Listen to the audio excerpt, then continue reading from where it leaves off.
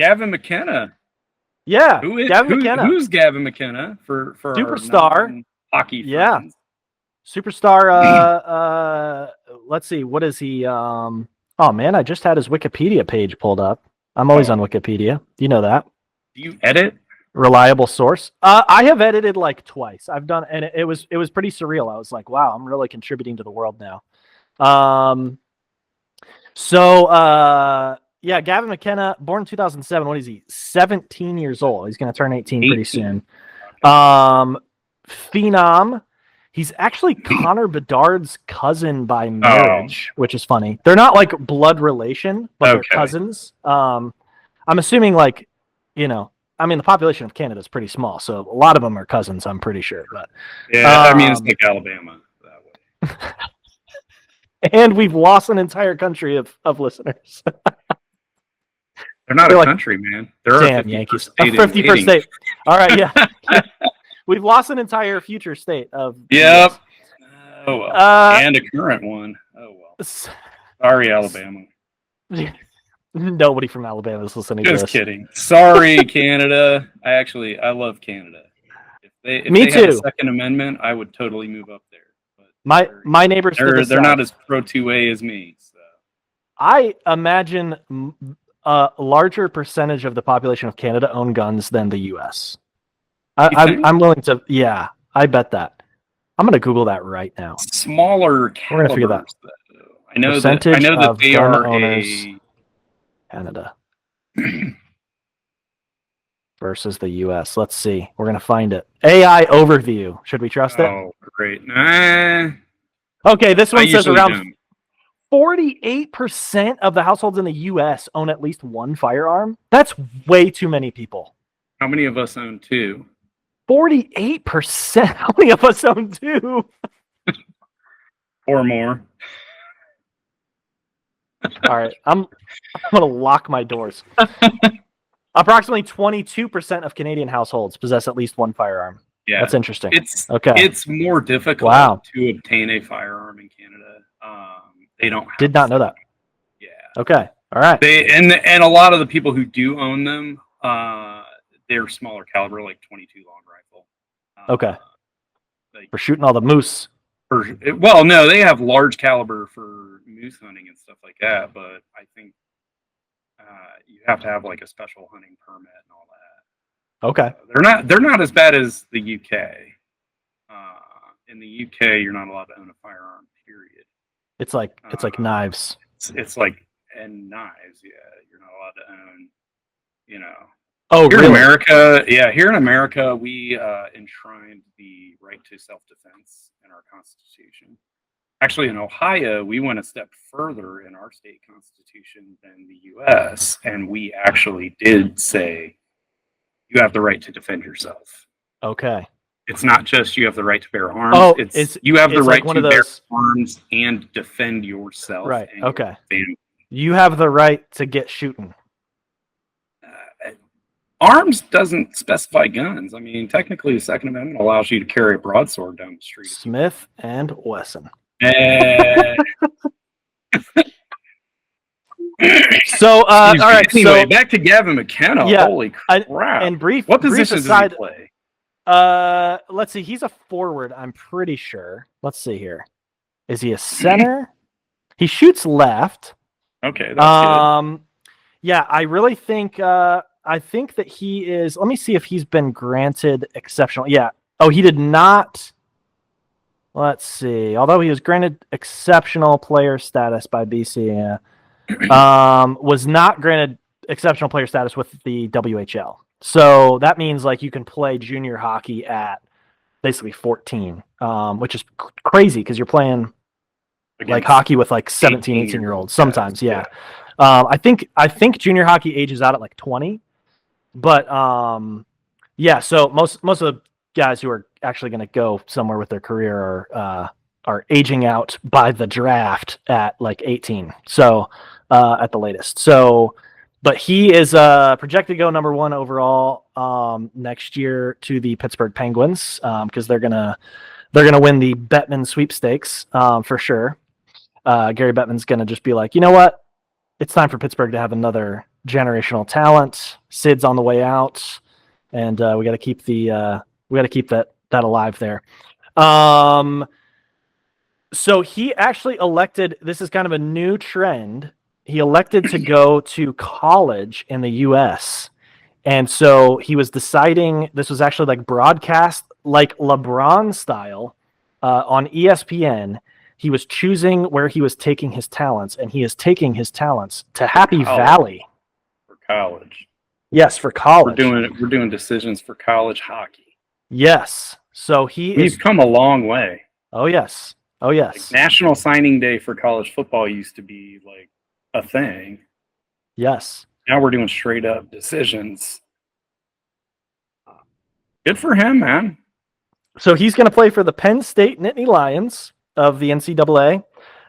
They've actually been really good lately. They used to not have a notable hockey program at all. When I was in high school, they did not have a big. I mean, they had a hockey program, but I think they played in the CCHA when that was a thing.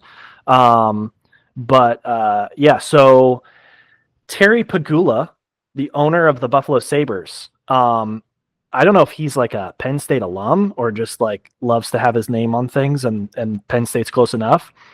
So he put a bunch of money, instead of spending any money on the Buffalo Sabres, he put a bunch of money into the training center at Penn State. So they have a nice like first-rate training center, coaching, all the stuff. He did go to Penn State. Word on the street is, I just had to look that up real quick. These kids are eating like filet mignon every meal. Like they wake up for breakfast and they're eating, steak and eggs. They're eating steak and eggs and stuff. They're getting whatever they want. Okay. But one of the interesting things that this brings up is actually, because of this new agreement between the Canadian Hockey League, which oversees all the junior hockey leagues in Canada, and the NCAA allowing, basically saying that CHL, I don't think it's an agreement, actually. I think I misspoke there.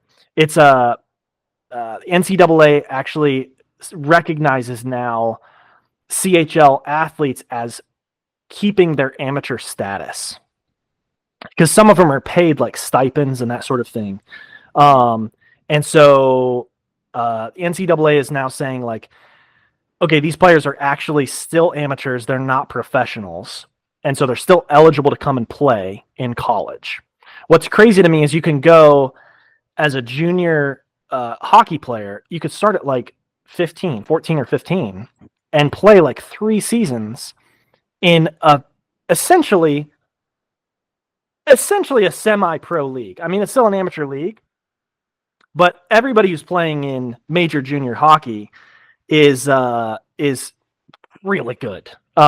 These guys are better than any of the best beer leaguer you've ever seen skating around the rinks. So better than you. Oh, yes.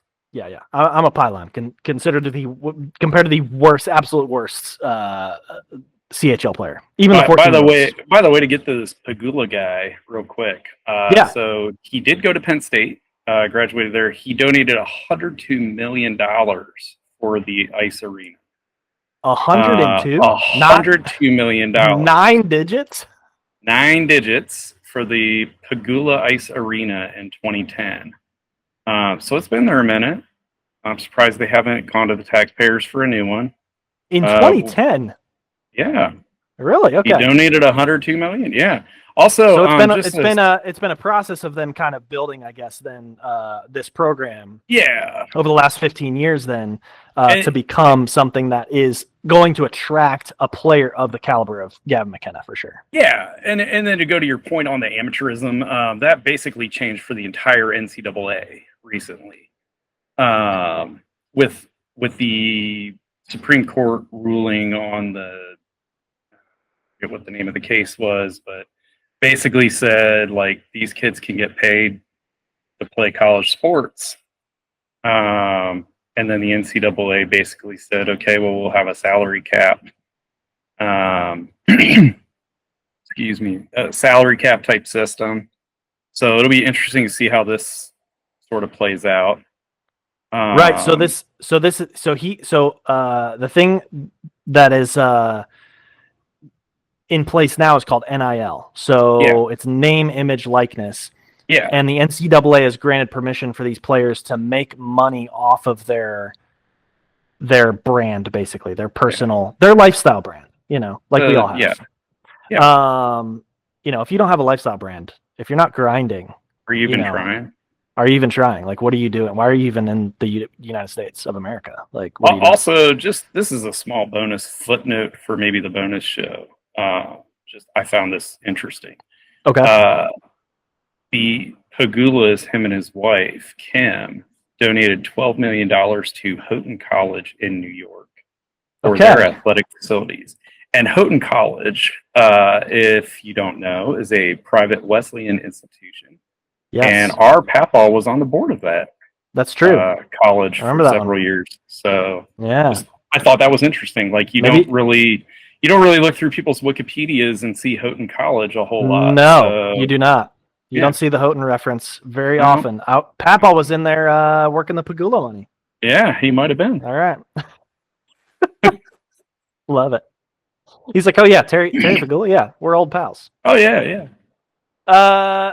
So it's kind of interesting the impact this kind of thing is having. Gavin McKenna is obviously not the first athlete to.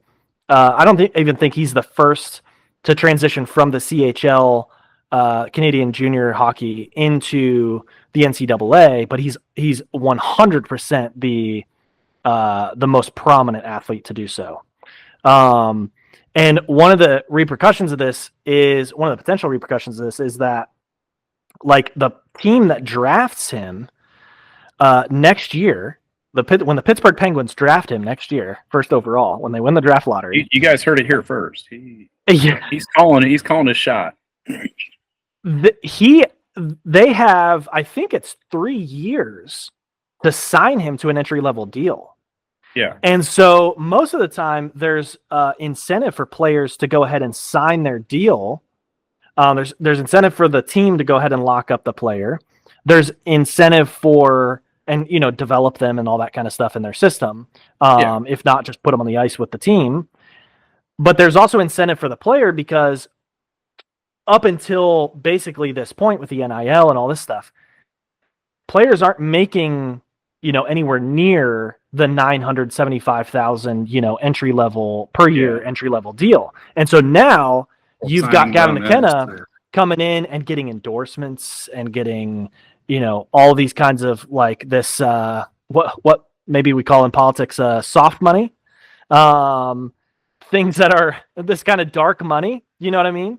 And so he's getting, the rumor is that he's getting like $600,000 to play hockey at Penn State. And that's not the school paying him, to my understanding. That's not the school paying him. It's him getting money from his personal brand, his abilities to sort of draw in. And it's probably a lot of boosters, going, hey, I'm just going to, give you money. And so the school probably has a big part of, like, arranging this money on behalf of the player to draw them in. But now it's like, okay, if I can go hang out at college and make $600,000, or possibly in the future, if I can make my $800,000, $900,000, say I don't want to go to play for the Pittsburgh Penguins, I can go and play, get myself a college degree at a pretty well-known university like Penn State, pretty good college, and now my rights have expired. And so when I want to actually sign a deal, I have a lot more power. I'm a free agent now. I have a lot more power in which team I decide to go to. And I've just had 4 years of playing against, grown men, honing my game and eating filet mignon three times a day. Yeah, I could see that. But do you think the allure of the competition plays a factor into it at all? Because as far as from what I've seen of NCAA hockey, it's not as competitive as even probably some of the OHL, junior hockey league, that kind of stuff. It's competitive, don't get me wrong. But is the allure of playing professional hockey, having a shot at, getting to the playoffs, having a shot at a Stanley Cup, so early in your career, or not? Yeah. That's what I'm saying is like, I think it will depend on, Right. I think it will depend on the player, their willingness to sort of forego like the actual pro competition. Right. And I think too, some of these guys, like if you're, excuse me, if you're drafted that highly, it's because somebody thinks that you can play and contribute right away. Right. For the most part. Yeah. But it does go back to what you said about, if my average annual value contract on a entry level deal is half of what I can make playing at college, that's a decision. It'll be interesting to see, how many players, and not just in hockey, but in all sports, as this sort of NIL and NCAA salary cap things shake out. Obviously with the NFL, they can't go to the draft until after their junior year. But NBA, I believe they only have to do 2 years in college for NBA. Is that newer? Is that a newer rule? Yeah, it's a newer rule. I think they kind of put it in place because they did have some guys who were coming out of high school and they just weren't mature enough. They weren't ready. Right. Yeah. But it will be interesting to see, and two, it'll be interesting to see how these schools handle this money situation.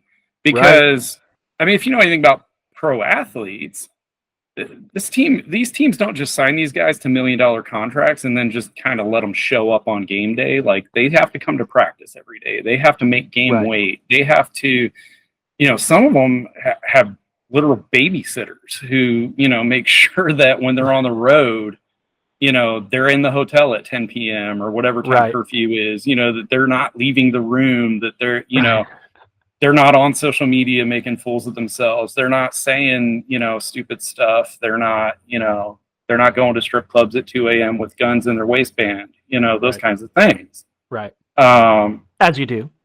Yeah. So, as us grown adults do. As certain grown men do, mostly when they're in New York City playing for the Giants. That's a Plaxico Burress reference. Burress reference? Yeah, that's a Plaxico reference. Plaxico never gets old. Plaxico Burress. Oh man, especially that incident. I mean, come on, yourself man. in the balls. You shot yourself because you were dumb enough to concealed carry in a pair of sweatpants. And that might not even be the biggest false start at home on that whole thing. He wore sweatpants to a strip club. I mean, speaking of that's a total unforced error. Plaxico Burress. Come on, man. False start at home. That is a false start at home. Anyway, so I think it'd be interesting to see, though. Our college is going to start having babysitters for these guys. Like. Yeah. I know you and I both went to small private Christian colleges where the party scene was non-existent. Wink, wink. Wink, wink.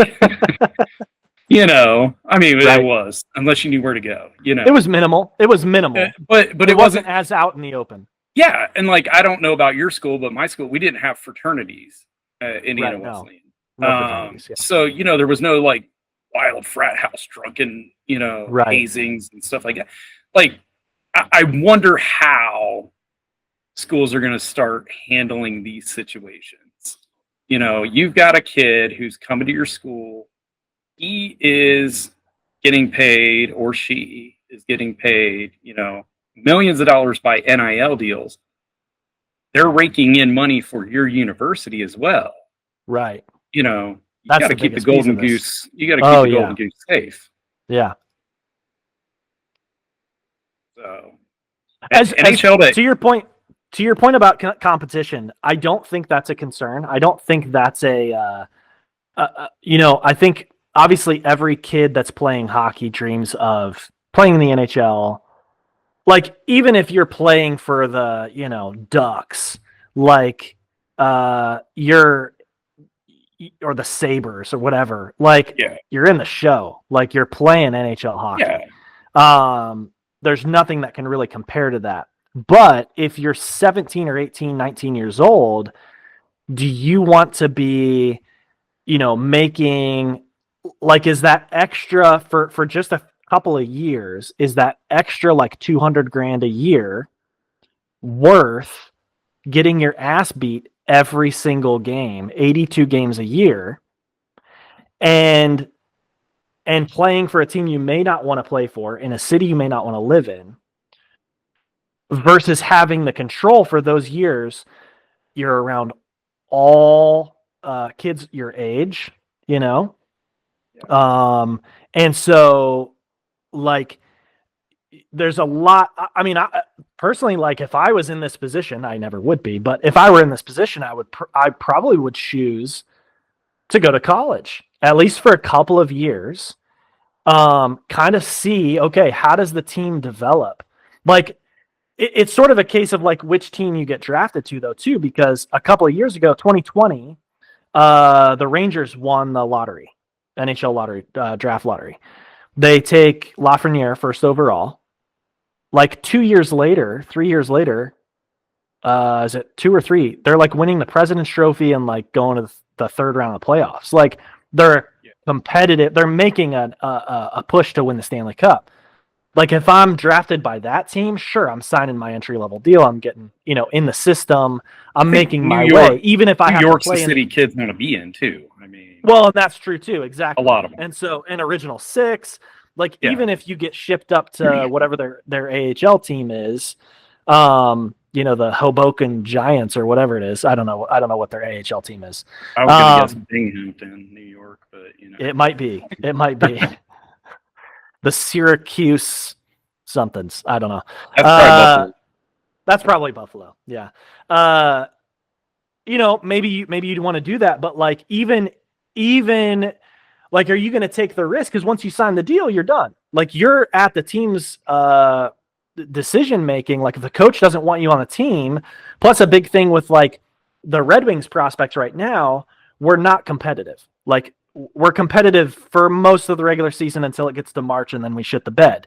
And do we want to put our young prospects into play like 3 minutes a game on the fourth line and not get any goals and feel miserable about themselves just to put them in an NHL jersey?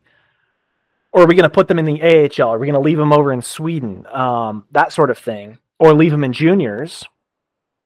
And if I'm the player, my decision is also like, okay, would I rather go and like get playing time and be a professional athlete and be on an entry-level deal, but I'm playing in the AHL? Nobody's watching the AHL. Like, I would venture to say there are 10 times the amount of people watching on TV a Penn State hockey game than there are watching a, Grand Rapids Griffins AHL game. And so you're kind of going, okay, like, do I want, there's a little bit of ego there too, so it's like, do I want to be on TV scoring goals and, letting it rip? Or do I want to go and just kind of be in the AHL for a couple of years and develop and then get a shot, at playing like second line center for the, LA Kings and get swept every first round by the Oilers or Maple Leafs? or get in the Maple Leaf system. Yeah, I can see a lot of that. I would just say also, one thing, I mean, because I'm getting old, I'm 44, so you start to think about injuries. What would your prospect for injury be? Oh man, that may play into it too, because I mean, you see so many guys in so many different sports, tearing ACL, Achilles, whatever, in their rookie year, and they're just never the same guy after that. Right. I know I panic every time a player goes and, is not playing at the pro level right away. It's like, no, don't get injured. And it used to be, because you couldn't get paid in college. Like that's why guys would go, girls would go to a professional league, was because it's like, well, if I get injured, at least I'm got good health care and I'm making some money. Right. Because in college, that's the other side of that equation, is you're probably on either your parents' health care or some crappy, school issue health care. Right. So if you do get injured, unless you're a big Power 6 football player, you're probably getting your medical treatment at the university hospital. Right. And hopefully you chose one with a good nursing program,